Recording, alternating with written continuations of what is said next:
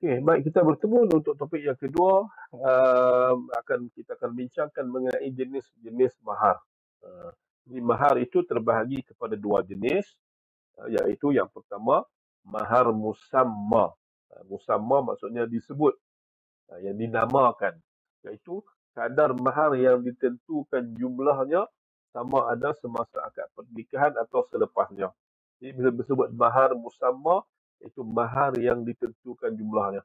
Kan kita tentukan akad nikah ni, kau PA binti PA, aku nikahkan kau dengan PA binti PA dengan mas kahwinnya RM100 tunai. RM100 itu adalah musamma disebut.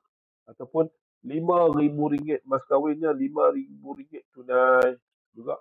Maka bila kita dah tentu berapa, maka dia disebut sebagai mahar musamma. Bila mahar musamma, kita kena ikutlah perjanjian berapa kadar yang disebut tersebut. Yang kedua adalah mahar misil. Misil ni maksudnya seumpama. Kan? Ia adalah kadar mahar yang ditentukan dengan merujuk kepada kadar mahar adik-beradik perempuan dari sebelah ayahnya yang telah berkahwin. Kan? Mihir ini perumpamaan ataupun seumpama. Dan mahar yang seumpama, kita tak bagi mahar actual mahar. Jadi kita bagi kat dia yang seumpama dengan dia. Jadi kalau kata wanita itu berkahwin tanpa ada ditentukan mahar, dan mahar bagi dia itu mahar misil, maka berapa yang nak bagi tu kena tengoklah track record adik dia berapa. Kan, adik-adik dia ataupun adik-adik dia berkahwin berapa.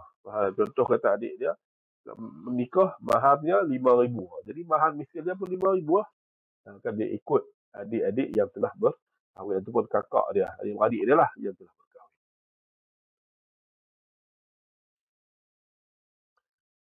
Kemudian jenis harta yang boleh dijadikan sebagai mahar. Apa ada harta-harta yang kita boleh jadikan sebagai mahar? Dalam masalah ini, Ad-Darin berkata disyaratkan dalam mahar sesuatu yang bernilai, iaitu ia adalah suci, boleh dimanfaatkan, ditentukan dan boleh diserahkan. Kebiasaannya, mahar yang diberikan adalah sesuatu yang berbentuk harta fizikal. Namun mahar juga boleh diterima dalam bentuk manfaat, iaitu bukan fizikal. Jadi, nak bagi mahar, kalau kita nak bagi mahar dalam bentuk yang fizikal, dan dia mestilah dia itu bernilai.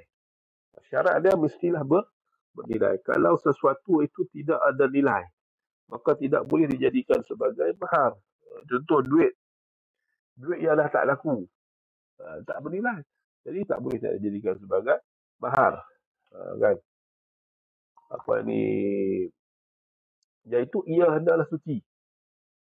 Takrifan kepada bernilai itu dari sudut Islam, yang pertama sekali ia hendaklah suci. Jadi tak boleh baja tai kambing tak boleh jadi mahar. Sebab apa? Dia adalah tahi. Tai ini tidak suci. Kan? Boleh dimanfaatkan, ditentukan dan boleh diserahkan. Maksudnya dimanfaatkan, kita boleh ambil manfaat kepada dia. Kan? Kita boleh akses kepada aset ataupun harta tersebut. Kan? Jadi ia boleh ditentukan, kan, berapa ditentukan. RM1, RM2, RM10, RM100, RM5,000, itu kita boleh tentu. Ataupun kalau dalam bentuk yang harta fizikal, mungkin cincin, kan, berapa gram cincin, kan, berapa bentuk cincin nak kena bagi dan sebagainya. Kebiasaannya mahar ini diberikan dalam bentuk fizikal. Namun dalam keadaan-keadaan tertentu, jika tak ada sangatlah apa-apa saja harta yang boleh dijadikan sebagai mahar, maka bagilah maharnya itu dalam bentuk manfaat. Dalam hadis sebelum ni kita baca kan, Nabi menikahkan seorang laki-laki dengan seorang perempuan dengan mas kahwinnya, kan, dengan mas kahwinnya itu adalah hafalan di dalam Quran. Jadi hafalan itu sesuatu manfaat. Manfaat. Maka berdasarkan pandangan hadis ini, maka dibolehkan mas ataupun mas kahwin itu dalam bentuk manfaat sahaja.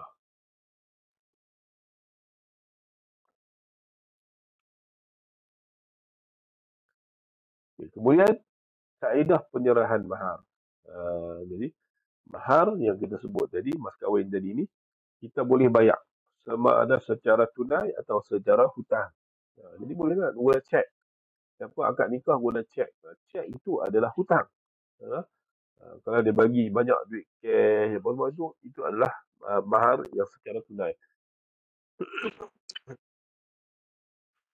Jadi kedua-duanya itu telah ditentukan, mesti ditentukan lepas berlakunya akad pernikahan dan sebelum berlakunya percampuran.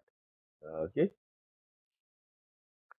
Apabila mahar diberikan secara hutang, ia adalah hutang ke atas diri suami yang wajib ditunaikan seperti hutang-hutang lain. Dalam hal ini, Islam memberikan kepada suami beberapa pilihan seperti berikut. Okey. Kalau kata mahar itu adalah mahar hutang, maka dia menjadi kewajipan lah. Kan? Pasal ketika itu suami tadi berhutang dengan isteri dah. Kan? Sebab kita sebut tadi sebelum ini, mahar merupakan hak milik isteri. Bukan tidak boleh diambil oleh sesiapa pun. Melainkan dengan kebenaran. Okey. Apabila mahar diberikan secara hutang, maka seorang lelaki itu perlu menyegerakan pemberian mahar sebelum berlakunya persetubuhan. Yang kedua, menangguhkan keseluruhan mas kahwin ke suatu tempoh yang dipersetujui bersama. Ni kalau dah tak setuju lah, kan? Tak setuju kawan setuju. Jadi kita tangguhkan keseluruhan ke satu tempoh yang dipersetujui bersama. Dan yang ketiga, membayar sebahagian mahar secara tunai sebelum berlaku persetubuhan dan berhutang baki selebihnya. Kalau kata mahar 5,000, kan? Mahar 5,000, jadi sebahagian tu dah bagi. Cuma berhutang lagi sebahagiannya. Maka begitu tidak mengapa. Okay? Dan keadaan yang menyebabkan pemberian mahar misil. Mahar seumpama ni, apa penyebabnya berlaku mahar misil ni? Yang pertama, nikah itu adalah nikah yang fasid. Iaitu akad nikah yang dilakukan tidak memenuhi salah satu syarat perkahwinan. Berkahwin dengan bukan Islam dan telah melakukan persetubuhan. Kalau nikah itu nikah yang fasid, maka diberikan mahar misil, seumpamanya. Yang kedua, apabila berlaku perselisihan antara suami dan isteri dalam jumlah mahar musamma disebut semasa akad, dia berkelahi. Kan? Masa akad nikah tadi, berapa mahar dia bagi? Masa mungkin 2-3 pasangan, jadi dia bercampur. Kan? Jadi kena tahulah, kan? Berapa mahar musamma yang disebut, yang dah tentu tu berapa. Kan? Kalau berkelahi, isteri kata 5,000, suami kata 3,000. Jadi bergaduh. Tak tahu siapa yang betul. Tak ada rekod siapa yang betul. Maka ketika itu, diberikan kepada isteri tadi mahar misil. Mahar seumpamanya. Kemudian yang ketiga, mahar musamma adalah fasid. Apabila mahar musamma itu fasid, maka dikembalikan kepada mahar misil. Iaitu mahar yang diberikan tidak halal seperti arak dan najis. Atau mahar musamma tidak boleh diserahkan kepada maharnya. Seperti maharnya bulan di langit atau berkahwin dengan dua orang wanita dengan satu mahar. Berkahwin dengan dua orang wanita, mahar. Maka mahar musamma adalah terbatal dan wajib diberikan mahar misil kepada isteri itu tadi.